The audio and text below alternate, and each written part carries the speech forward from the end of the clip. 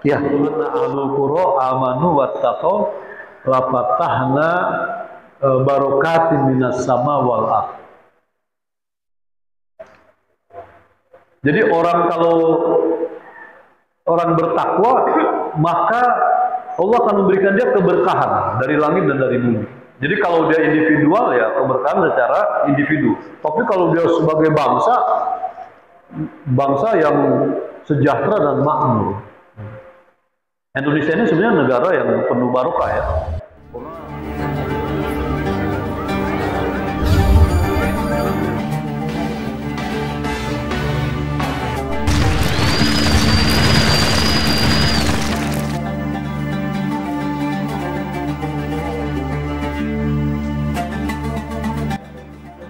Alhamdulillahirabbil alamin.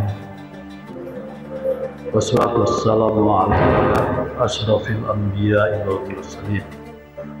Sayyidina wa habibina wa maulana Muhammadin sallallahu alaihi wasallam wa ala alihi wa sahbihi ajma'in. Amma ba'd. Asbahna ala fitratil Islam wa ala kalimatil ikhlas minal musyrikin.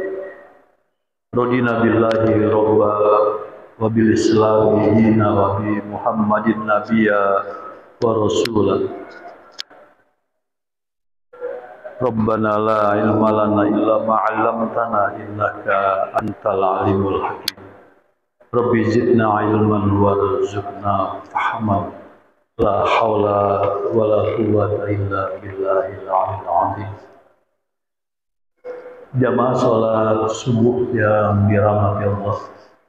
Alhamdulillah pagi ini kembali kita melanjutkan pengajian rutin kita yang kali ini mengambil tema buah iman dan takwa.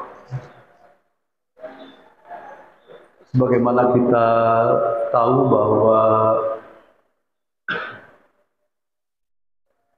iman itu adalah oleh para ulama disebut sebagai potensi ruhania.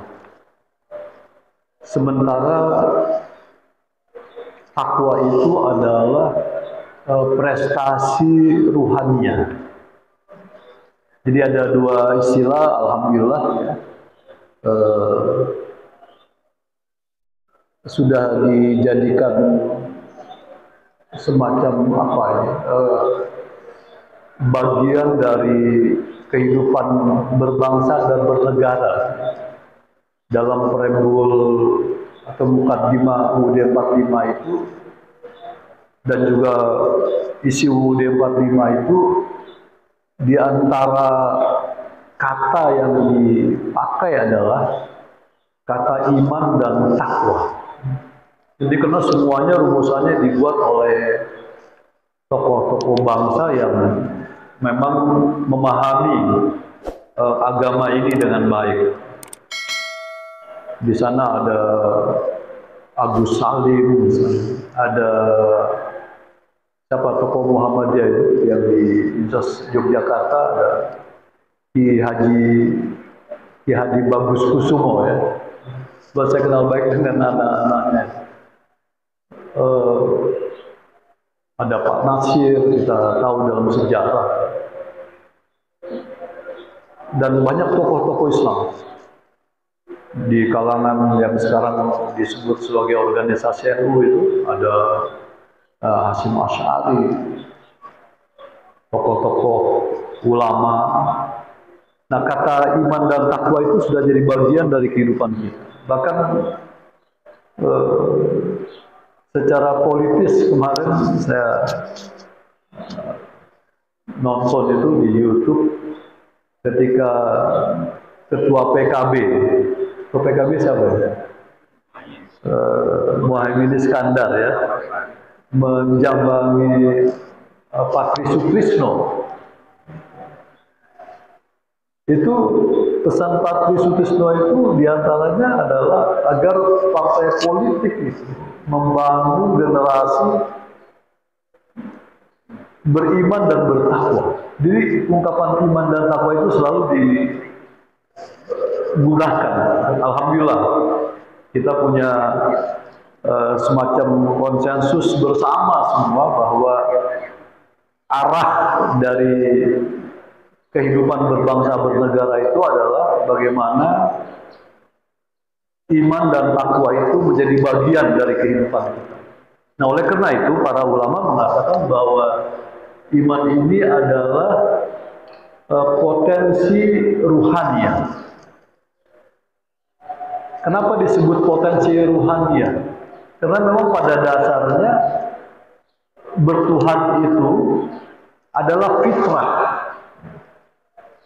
Makanya di dunia itu banyak agama.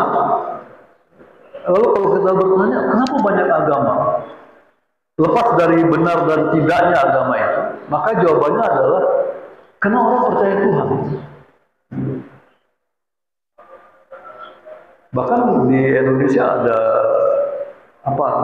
keyakinan tradisional,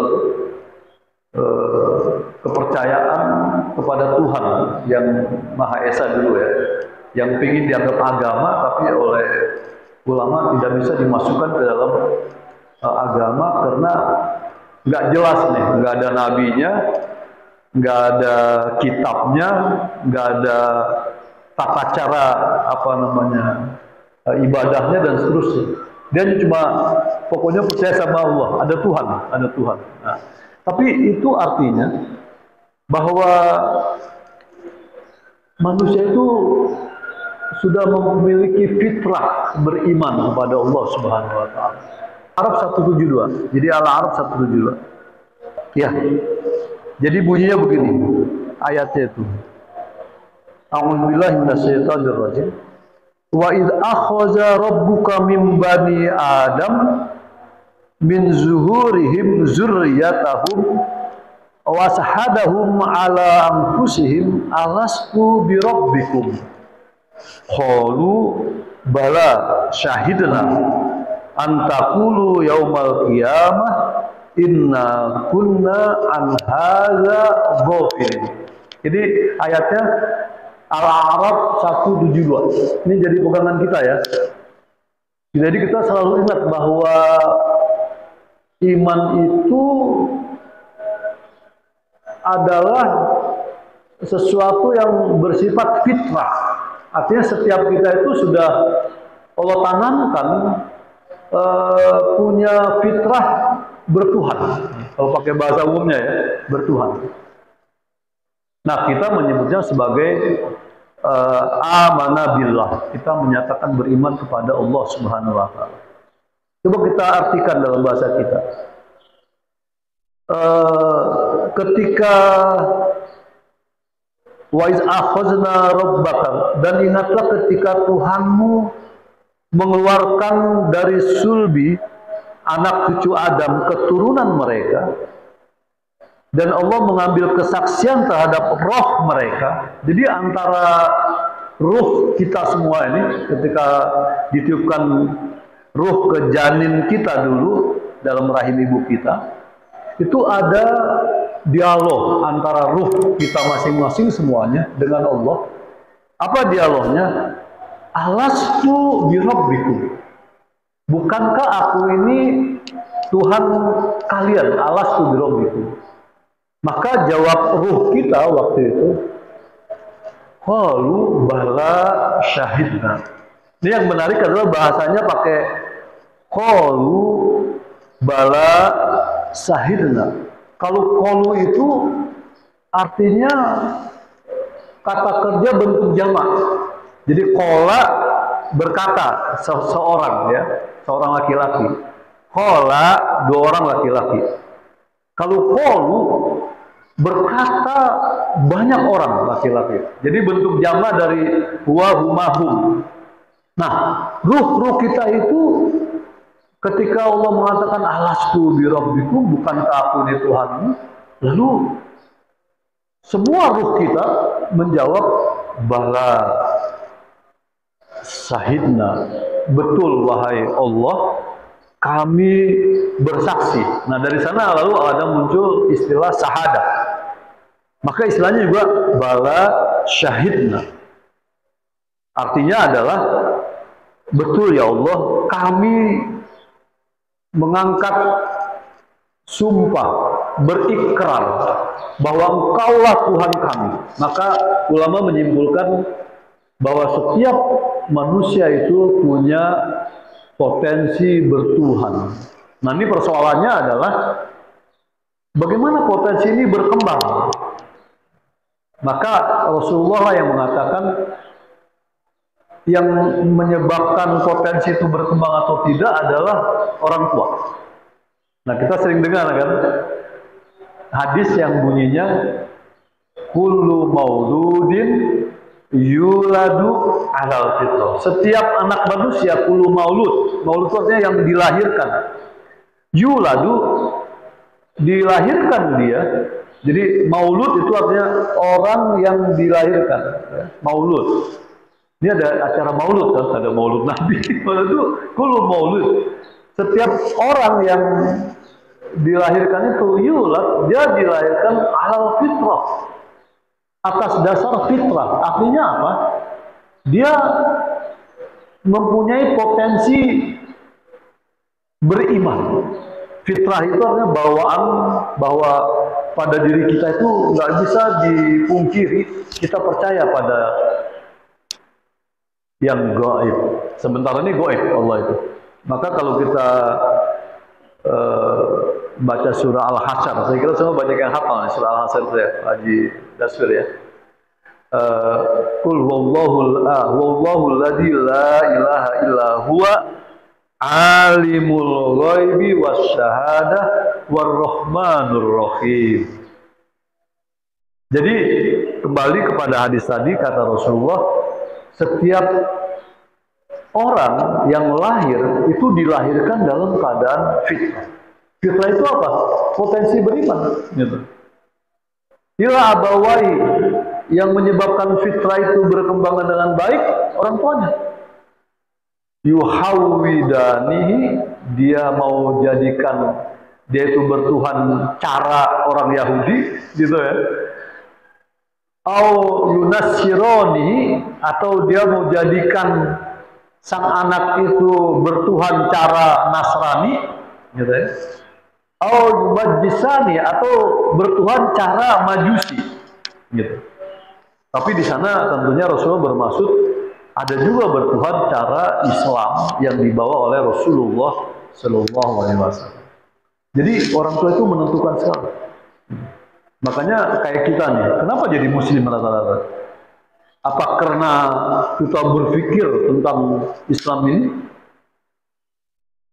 Enggak, karena kakek kita, nenek kita orang Muslim, bapak kita orang, ibu kita orang Muslim. Lalu kita lahir jadi orang Muslim.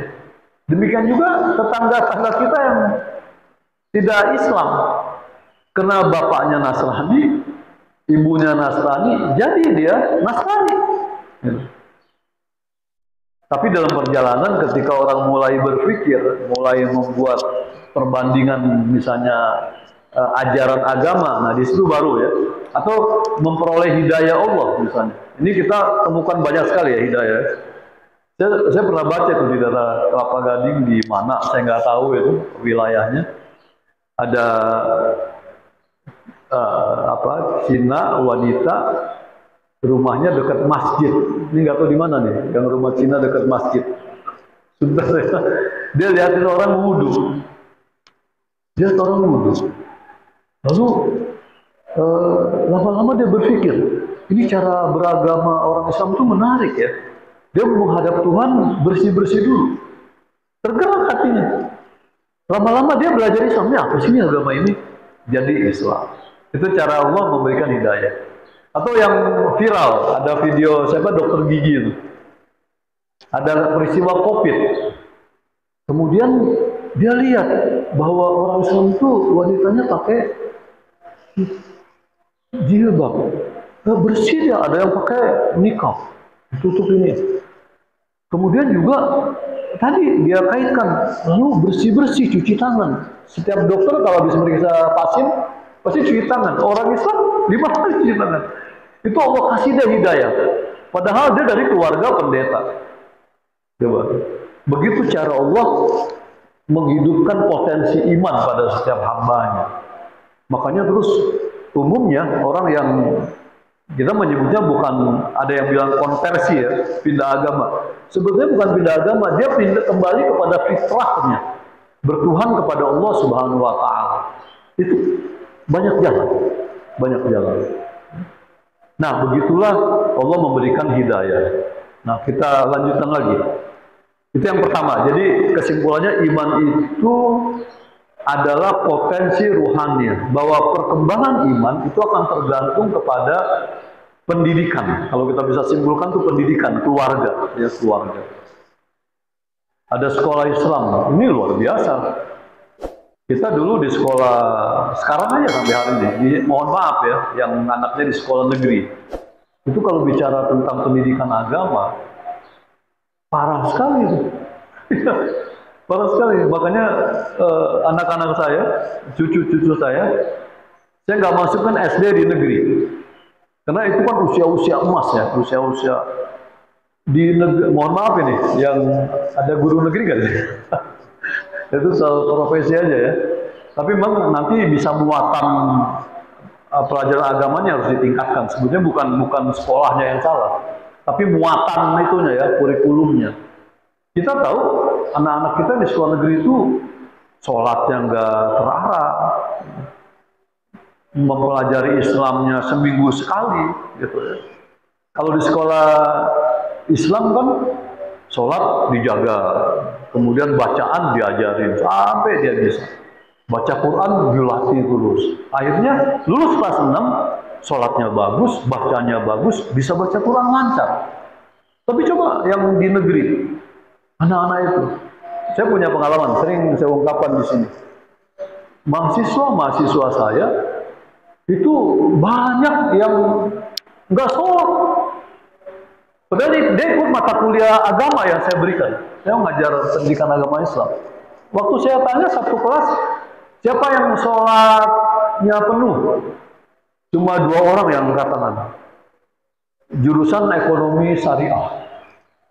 Sisanya jurusan manajemen, jurusan akuntansi, jurusan teknologi informatika. Malu-malu. Kadang-kadang sholat, kadang-kadang enggak. Coba. Itu satu, tentang ibadah. Waktu mereka kan presentasi itu. Ada tema-tema diskusi. Ada kelompok diskusi. Ketika saya minta coba ayatnya dimunculkan, baca. Itu rata-rata, in average, susah bacanya. Lalu kita berkesimpulan, kenapa bisa begini? Karena memang tidak dididik. Tidak dididik. Nah, oleh karena itu peran kita ini orang tua sangat penting sekali. Ya. Jadi yang sudah berkeluarga, cucunya lah kita arahkan ya, cucu kita arahkan. Biar dia betul-betul belajar agama. Kalau perlu panggil guru agama ke rumah. Ya. Diajarkan anak-anak kita. Kalau memang tidak di sekolah. Baik, kemudian itu iman ya. Yang kedua, takwa. Takwa ini apa? Takwa itu implementasi dari iman, dan ulama menyimpulkannya takwa itu adalah prestasi ruhaniah. Karena iman itu kan ada di sini ya. Jadi kata dalam kaidah tauhid itu, mata pelajaran tauhid ya, akidah. Apa sih iman itu? Iqrarun bil lisan wa tasdiqun biqaul wa arkanun bil jawari. Jadi iman itu diikrarkan, kemudian diyakini dalam hati, dibuktikan dalam perbuatan. Jadi iman itu bukan sekadar percaya, tapi iman itu dalamnya ada 3 unsur. Yang pertama, dia berikrar. Kita berikrar nggak tentang iman kita? Berikrar. Mulai dari azan, ikrar terus. Asyhadu an la ilaha illallah wa asyhadu anna Muhammadar azan. Ketika sholat tadi, di sunnah, di wajib, kita selalu di tasawuf awal atau tasawuf akhir mengatakan apa? Asyhadu an la ilaha illallah wa asyhadu anna Muhammadar rasul. Nah, itu iman, ikrar. Yang kedua, tasdik. Diyakini dalam hati. Nah, ini yang sering problem.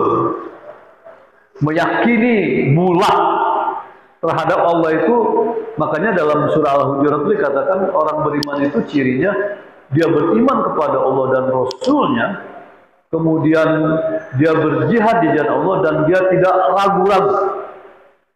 Innamal mu'minuna alladzina amanu billahi wa rasulihi tsumma lam yartahabu. Jadi yang dibuat ini dulu nih, Imam. Orang beriman itu adalah orang yang mengimani Allah dan Rasulnya tanpa ragu-ragu. Itu tasdik, dikol. Baru wa amalun bil arkan, lalu diamalkan dengan seluruh anggota tubuh. Artinya apa? Dari cara berpikir, cara bicara, cara bertindak, itu semuanya dikaitkan dengan Allah Subhanahu wa Ta'ala. Dan oleh karena itu, ketika orang berhasil mengimplementasikan iman itu, maka dia mencapai takwa. Maka ulama lalu menyimpulkannya, takwa itu adalah prestasi ruhania. Mudah dihafal ya, potensi dan prestasi. Potensi bisa berkembang, bisa mati. Prestasi akan tergantung pada potensi yang ada. Jadi kita bisa mengukur iman kita semua nih, masing-masing prestasi takwa kita bisa buktikan bagaimana kualitas ibadah, bagaimana kualitas amaliyah kita, muamalah kita. Nah itu ditentukan oleh iman dan takwa. Nah ketika Ramadan kemarin muncul kan ini ayat tentang puasa, apa yang pertama? Ya ayyuhalladzina amanu, kemudian ditutup dengan la'allakum tattaqun. Iman takwa. Jadi dua itu. Nah inilah yang lalu oleh para the founding fathers negeri ini dijadikan pegangan buat bangsa ini. Iman dan takwa. Nah kita mulai masuk ke buah ya daripada takwa itu. Tapi ini yang menarik ayat ini. Surah Yunus ya. Ini mudah-mudahan bisa mengundang perhatian kita semua nih. Surah Yunus surah 10 ada ayat dari 62 sampai 64 yang berbicara tentang iman dan takwa itu. Coba perhatikan ya Mas. A'udzubillahi minasyaitonir rajim. Ala inna awliya Allahi la khaufun alaihim walahum yahzanun. Nah Allah Subhanahu wa Ta'ala itu langsung berbicara tentang tadi buah iman dan takwa. Ini puncaknya sebetulnya di dunia ya dan di akhirat. Ketahuilah oleh kalian, inna awliya Allahi, sesungguhnya wali-wali Allah itu, mulai bicara tentang wali. Aulia itu jamak dari waliyun, ya. Jamaknya aulia. Ini bentuk jamak taksir kalau kita belajar lahu ya. Jamak taksir artinya bentuk jamak yang tidak beraturan. Sama kayak dalam bahasa Inggris ada child jadi children gitu ya. Sesungguhnya para wali-wali Allah itu, nanti kita akan berpikir siapa wali itu. Yang pasti kita udah jadi wali murid, ya kan? Kalau enggak wali apa? Kalau kita nikahin anak, wali nikah ya. Tapi ini ada yang disebut aulia Allahi. Sesungguhnya wali-wali Allah itu belum didefinisikan nih. Siapa wali Allah itu? Allah langsung mengatakannya, mereka adalah orang yang la khaufun alaihim, yang tidak pernah sedih, tidak pernah takut. Khauf, tidak pernah takut. Lawan takut apa? Berani. Jadi wali Allah itu adalah para pemberani, gitu ya. Yang menyatakan siapa? Allah. Jadi setiap wali Allah itu pasti nggak pernah takut, karena ada Allah, gitu. Walahum yahzanun, dan nggak pernah sedih. Nah, ini kan dua sifat yang selalu melekat pada setiap kita. Kita selalu takut. Takut miskin. Ya kan? Karena takut miskin, sedih. Atau karena miskin, sedih. Gitu ya. Takut apa lagi, Pak? Takut sakit. Takut macam-macam. Ya. Jadi berbagai jenis ketakutan tuh muncul dalam hidup kita, gitu. Tapi kata Allah, kalau dia jadi wali, dia gak pernah takut. Satu. Yang kedua, dia gak pernah sedih. Mau kaya, mau miskin, mau susah, dia selalu happy. Kata siapa? Allah yang bilang. Allah yang bilang. Lalu siapa wali Allah itu? Allah jawab, alladzina amanu. Wali Allah itu adalah mereka yang beriman kepada Allah dan Rasulnya. Jadi kalau kita mau panjang ini, kepada Allah dan Rasulnya. Nanti ada turunannya tuh, rukun iman. Percaya sama malaikat, percaya sama akhirat, percaya sama kitab. Tapi sekali lagi, bukan sekedar percaya. Tapi semuanya dihayati.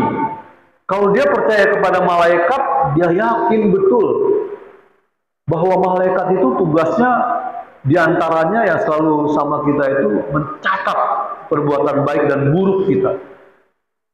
Bukan sekedar percaya, oh ada malaikat. Enggak, dia meyakini bahwa kalau catatan dia buruk, berbahaya. Kalau catatannya baik, dia perlu mensyukurinya. Gitu. Itu satu. Kalau kaitannya dengan malaikat ya. Nanti belum malaikat yang lain. Kemudian kalau percaya kepada kitab, percaya doang cukup nggak? Enggak. Kitabnya harus diapain? Dibaca, dipahami, kemudian diamalin. Nah kita ini semua terjebak pada sekedar percaya. Percaya pada Quran, percaya. Ngerti Quran? Enggak, saya cuma bisa baca. Ah itu belum utuh. Dia harus, tadi kan iman itu 3 kan? Diikrarkan kalau Quran dibaca. Dibenarkan berarti dipahami. Diamalkan, itu iman. Dan seterusnya, percaya kepada akhirat. Kita selalu berpikir bahwa hidup ini cuma tidak di dunia, tapi justru yang paling penting adalah hidup di akhirat.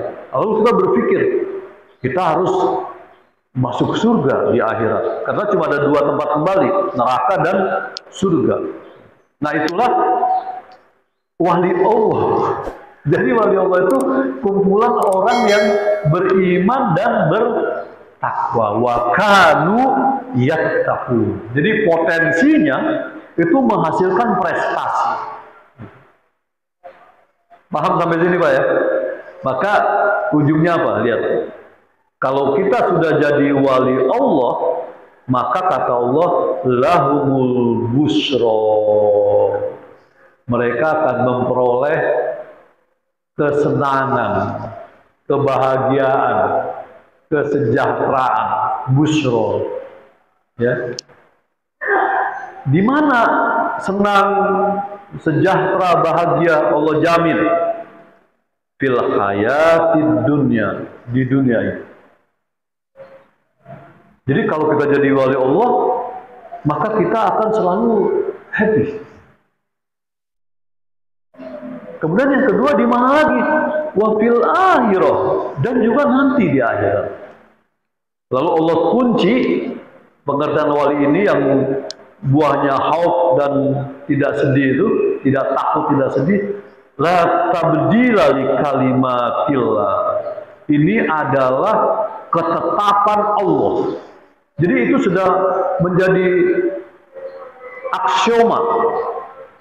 Gitu. Sudah menjadi ketentuan Allah bahwa kalau kita jadi wali Allah, maka kita akan memperoleh kebahagiaan hidup di dunia dan di akhirat. Lalu penutupnya, zalika huwal fauzul azim. Itulah al-fauz, kebahagiaan yang besar, al-fauzul azim. Kan kita suka bilang minal aizin wal fa izin, ini faiz, ya.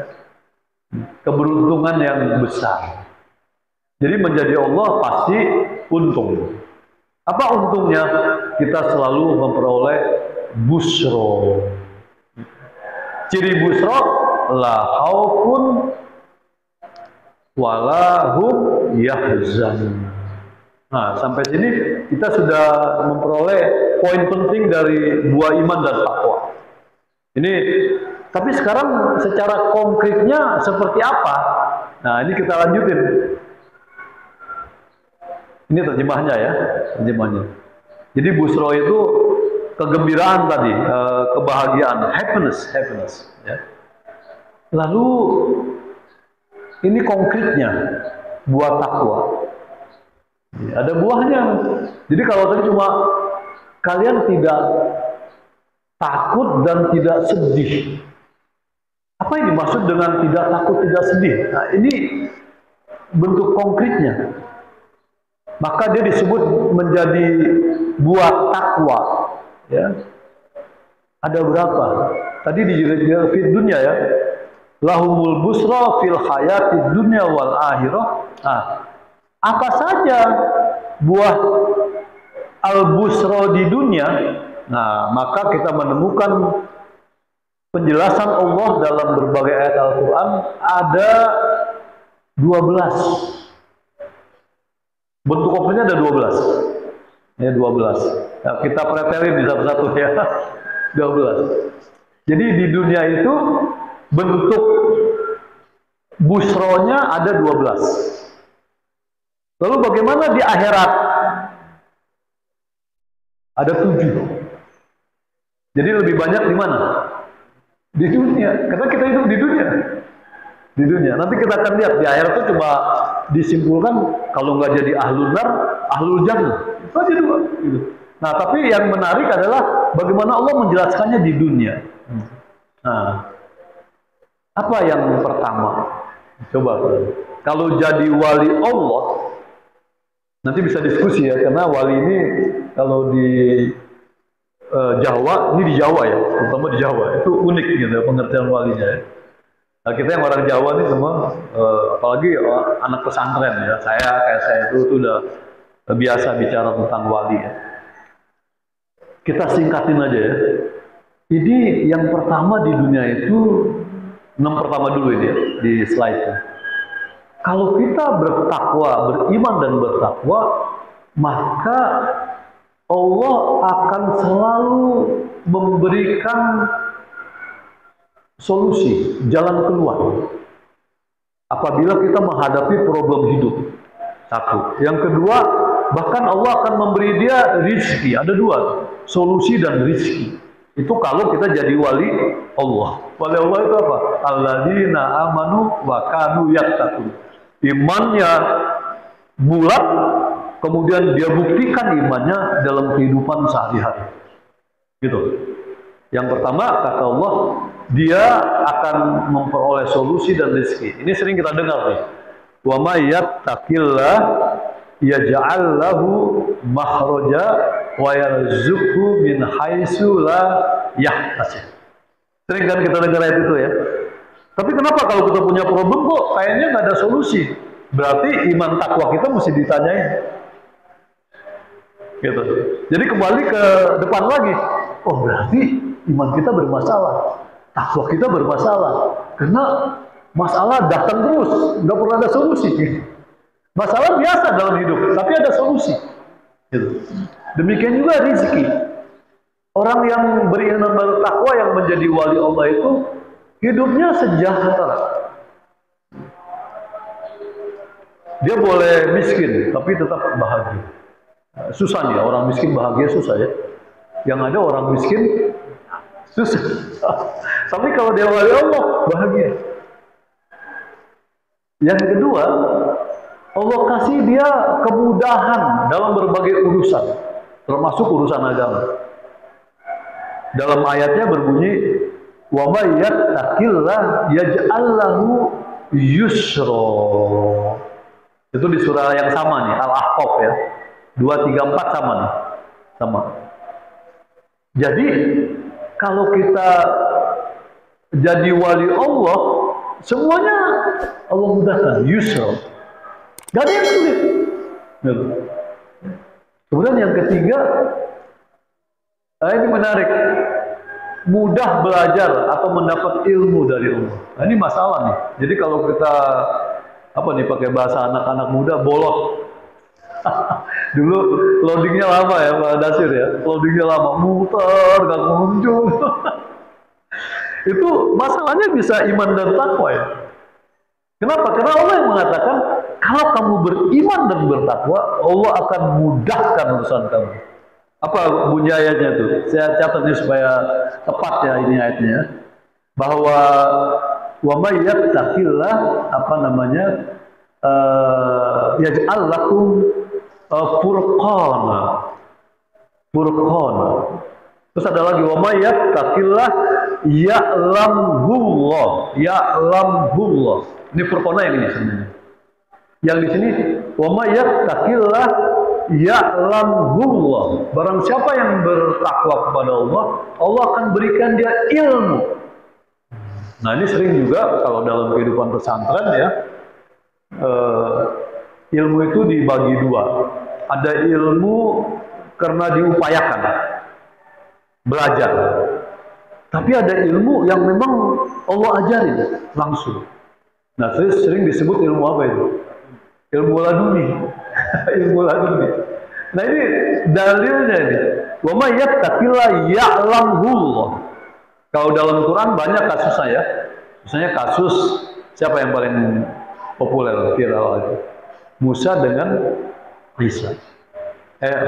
Musa dengan Khidir, Nabi Khidir.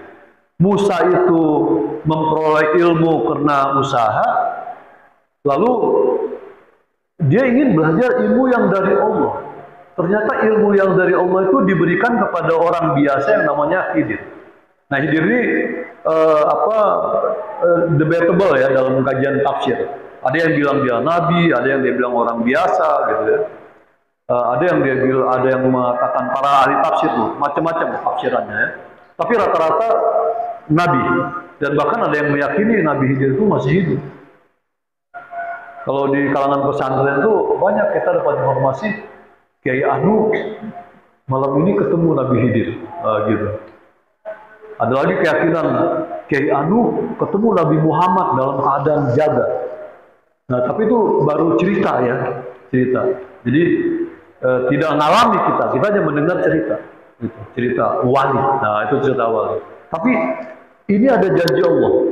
Barang siapa yang bertakwa, ya'lamhullah.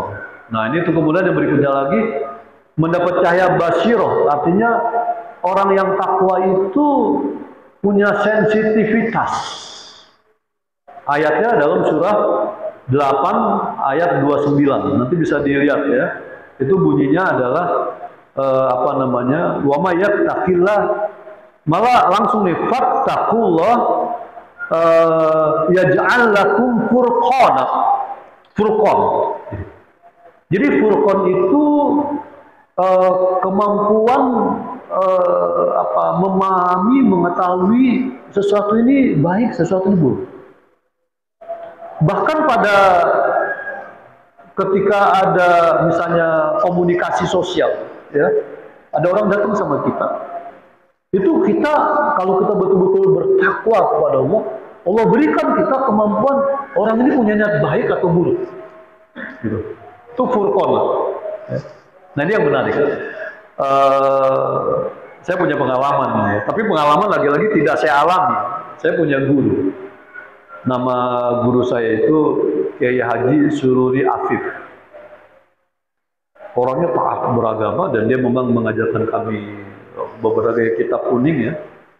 Di antaranya Nasoihud Diniyah dia ajarkan kami ya. Satu waktu rumahnya disatronin maling, Pak. Dan ternyata si maling itu setelah mengumpulkan barang-barang yang dicuri, itu naik ke atas dan dia nggak bisa kemana-mana. Akhirnya waktu di loteng itu ya, kita di lantai 2, Ada orang di pojok, kayak suruh ini bilang, kamu siapa? Tapi dia nggak tahu ini maling. Dia tahu maling. Karena Allah memberikan dia sensitivitas Furqan. Terus akhirnya apa? Ini barang-barang saya, dia bilang gitu ya. Nggak dilapor ke polisi, Pak. Malah dikasih duit suruh pulang. Kenapa kamu maling? Dia bilang, saya nggak punya duit, mau makan, nggak punya gitu. Mau pulang kampung nggak punya duit, ya ambil barang yang ada di ruang tamu. Tapi dia mau lari dari loteng itu keluar gitu kan, karena di bawah dikunci gitu. Naiknya juga dari atas juga, naik dari atas keluar dari yang dia. Tapi begitu dia mau keluar, nggak bisa keluar, muter aja. Muter. Nah orang menyatakannya itulah ciri-ciri wahdi kan. Ini dialami oleh guru saya. Saya punya guru yang orang menyangkanya, menganggapnya wali. Satu lagi, ini mohon maaf nih kalau saya cerita ya. Saya punya lagi guru bahasa Arab namanya Kiai Haji Muhammad Aisyah. Anak buahnya itu kepala kuli, Pak. Adanya di Angke, Jembatan 5 sana. Jadi di sana kan daerah itu ya, banyak perusahaan Cina. Wah ini bagus. Itu kalau ada orang lagi dimarahin dia, karena orang itu memang berniat buruk. Itu orang yang dimarahi bercerita, tadi di sebelah Kiai Isa itu ada macan 2. Macan. Saya nggak ngeliat, tapi orang yang bermasalah dengan Kiai Isa itu jadi takut luar biasa. Habis itu dia jadi muridnya. Anak buahnya, muridnya itu kepala kuli rata-rata. Kenapa? Karena dianggap Kiai ini punya karomah. Nah, lalu dikatakan wali. Itu kisah-kisah unik disebut harokatul ada, yang menyimpang dari kebiasaan umum ya. Sekali lagi saya nggak ngalami. Secara pribadi saya tidak mengalami model-model yang orang mengatakan, wah waktu Pak Satibi marah ada macan. Nggak pernah. Nah, jamaah sekalian, kita terusin dulu ya. Kalau kita jadi wali Allah atau kita tadi bertakwa, dicintai Allah, malaikat, dan diterima bumi. Ini hadis dalilnya. Jadi ada hadis qudsi menyatakan kalau Allah mencintai hambanya, dia akan panggil Jibril. Wahai Jibril, aku mencintai si fulan. Beritahu semua malaikat bahwa aku mencintai si fulan. Maka semua malaikat tahu bahwa si fulan dicintai Allah. Satu. Yang kedua, malaikat juga memberitahukan pada orang-orang baik di bumi bahwa Allah mencintai si fulan. Maka si fulan yang Allah cintai itu ketika dia wafat, dia bawa ruh kita ke hadapan Allah. Di sana digambarkan kita diberikan permadani, bawa harum, kemudian dikembalikan ke bumi. Nah, dalam hal ini, kemudian berikutnya lagi, memperoleh pertolongan, dukungan, dan diluruskan Allah Subhanahu wa Ta'ala. Ini ayatnya berbunyi di surah ini, nanti dicek ya. Innallaha ma'al muttaqin. Allah itu selalu bersama orang yang takwa. Kita percepat nih ya. Masih ada berikutnya lagi, kita percepat. Memperoleh berkah dari langit dan bumi. Nah, itu sering kita baca ayatnya tuh. Yang bunyinya walau anna ahlul qura amanu wattaqau lafatahna barakatin minas sama wal ardh. Jadi kalau orang bertakwa, maka Allah akan memberikan dia keberkahan dari langit dan dari bumi. Jadi kalau dia individual ya keberkahan secara individu. Tapi kalau dia sebagai bangsa yang sejahtera dan makmur. Indonesia ini sebenarnya negara yang penuh barokah ya. Karena kekayaan alamnya ya, bumi, laut, hutan dan seterusnya. Tapi nggak dinikmati. Karena salah manajemen kali ya, mismanagement. Mismanagement barangkali ya. Kemudian hidup tenang dan bahagia. Ini. Kemudian terhindar dari tipu daya musuh. Nanti dicek ayat-ayatnya ya. Terhindar dari keturunan yang lemah. Jadi orang yang takwa itu insya Allah turunannya bagus-bagus. Ya.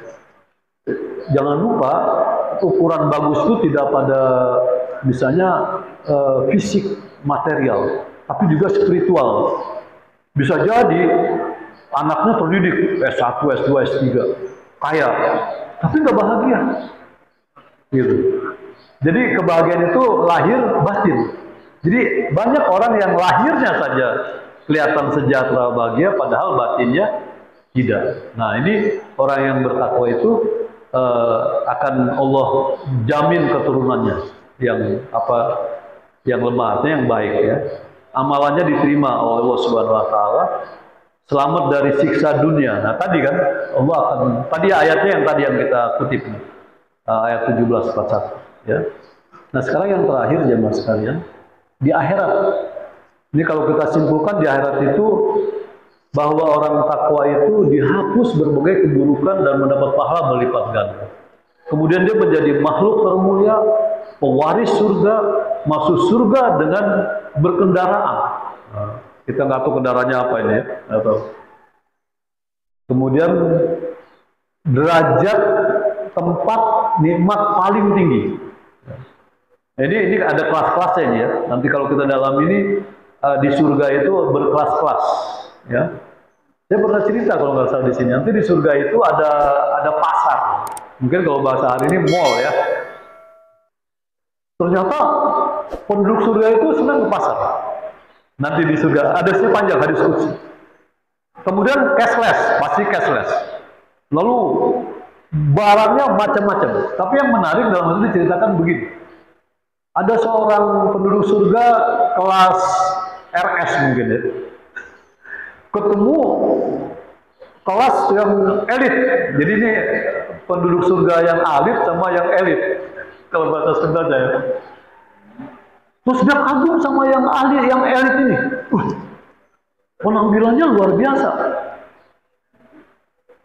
Ternyata ketika dia merasa kagum dan aduh kalau saja saya bisa kayak dia, itu Allah rubah penampilannya sama dengan yang dia kagumi itu.